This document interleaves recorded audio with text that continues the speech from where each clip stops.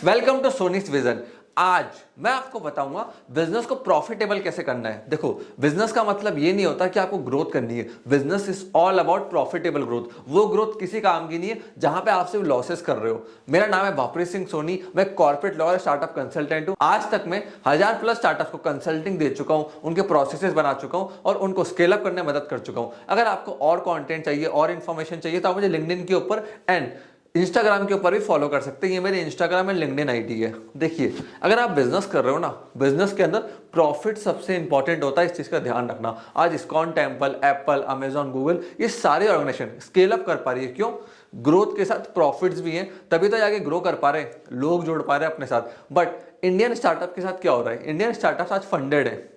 Unacademy, Byju's, Ola, OYO, Lenskart, Swiggy, Flipkart. But इनके साथ क्या है? ये सारे लॉस मेकिंग है। ग्रोथ तो कर ली इन्होंने, बट लॉस के साथ करी। हुआ क्या? जब फंडिंग नहीं मिला, एक्सटर्नल सपोर्ट नहीं मिला, तो इनको ले ऑफ करना पड़ा। हेल्थ केयर के अंदर एक स्टार्टअप था एम फाइन, उसने 75% वर्कफोर्स को फायर करा। ब्लिंकिट ने 1600 लोगों को फायर करा।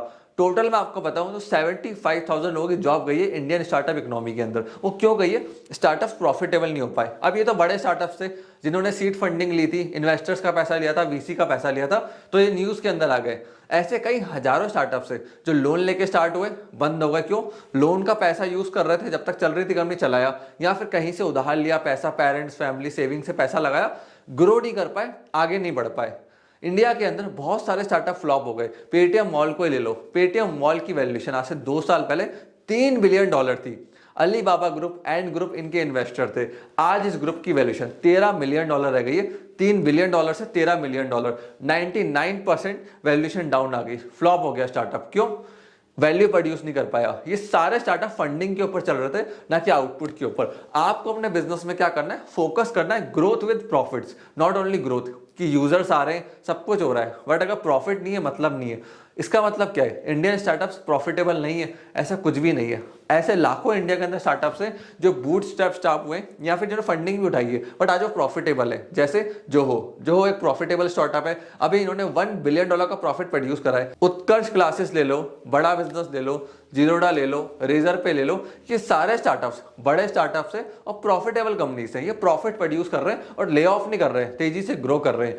जोहो के फाउंडर ने क्या करा? मार्केट के अंदर एक नीड देखी कि देखिए, जो गांव के लोग हैं ना, उनको ट्रेनिंग दो, उनको सिखाओ। क्योंकि अगर बड़े कॉलेज से लेकर आऊंगा तो पहले 15 लाख 20 लाख का पैकेज मांगेगा। इससे अच्छा छोटे गांव से लोगों को लेकर आओ, उनको ट्रेनिंग दो, उनको सॉफ्टवेयर समझाओ, इंजीनियरिंग की पूरी स्किल समझाओ जो जोहो के काम की है। उससे क्या हुआ? मैन पावर, पैसा कम जा रहा है उनका, तो कंपनी प्रॉफिटेबल कर पाए। अब एक्चुअली में हुआ क्या? इंडियन स्टार्टअप इकोनॉमी में जितने स्टार्टअप्स है ना, वो डिस्काउंट पे चल रहे थे। स्विगी, जोमैटो, पेटीएम, जब जब कस्टमर को डिस्काउंट मिल रहा था, कस्टमर कंपनी के साथ लॉयल था। बट डिस्काउंट मिलना बंद हुआ तो कस्टमर पीछे हट गया। सेम विद भारत पे। अब भारत पे तेजी से ग्रो कर रहा था, ह्यूज डिस्काउंट्स दिए, ऑफर्स दिए, इंसेंटिव्स दिए, और अगस्त 2021 के अंदर ये यूनिकॉर्न का स्टेटस पार कर गए। बट अल्टीमेटली हुआ क्या? अल्टीमेटली ये भी लॉसेस के अंदर है। क्यों? कस्टमर को राइट वैल्यू नहीं दे पाए, प्रोडक्ट इतने स्ट्रॉन्ग नहीं जहां से आरओआई निकाल पाए। तो स्टार्टअप्स को फोकस करना चाहिए वर्ल्ड क्लास प्रोडक्ट बनाने में।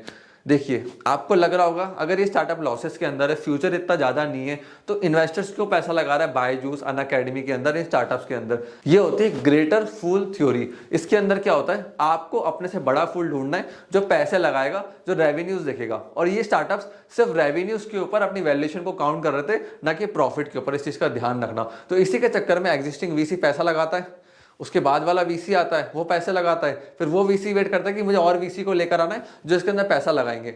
अल्टीमेटली एंड के अंदर आईपीओ लॉन्च करा जाता है, और जैसे ही आईपीओ निकलता है, पब्लिक का पैसा इन्वॉल्व होता है। जब पब्लिक का पैसा इन्वॉल्व होता है तो इन्वेस्टर अपना पैसा लेके निकल जाता है, और अल्टीमेटली पब्लिक फंस जाती है, जैसे जोमैटो और पेटीएम के केस के अंदर हुआ। अब मैं आपको टिप्स दूंगा कि आपको अपने बिजनेस को प्रॉफिटेबल कैसे बनाना है। सबसे पहली चीज, कोई भी बिजनेस कर रहे हो ना, फंडेड नॉन फंडेड लोन के ऊपर या खुद का पैसा लगा के, पहली चीज हायरिंग। हायरिंग बहुत क्रिटिकल चीज होती है। एक चीज को समझो, अगर कोई आदमी आपको आउटपुट नहीं दे रहा ना किसी भी चीज का, चाहे वो सर्विस में हो, सेल्स में हो, प्रोडक्ट में हो, टेक में हो, फायर करो। उन लोगों को मत रखो अपने स्टार्टअप के अंदर, बिजनेस के अंदर, जिनको आप सैलरी दे रहे हो, सिखा भी आप रहे हो, आउटपुट जीरो है।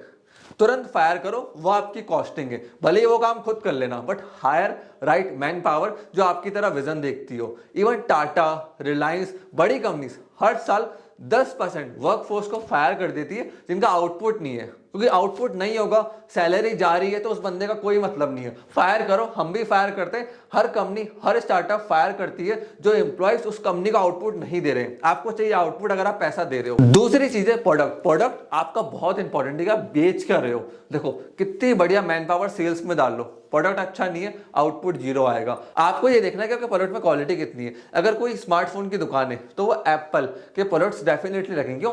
एप्पल का माल अपने आप बिकता है, इसलिए एप्पल सबसे कम कमीशन अपने सेल्समैन को देता है। प्रोडक्ट का पुल बड़ा स्ट्रॉन्ग है। Same with MI. तो अपने प्रोडक्ट्स को देखो कि आप ऐसा क्वालिटी प्रोडक्ट मार्केट के अंदर लेकर आओ जो अपने आप बिके, मतलब जिसकी डिमांड हो, जिसका पुल हो।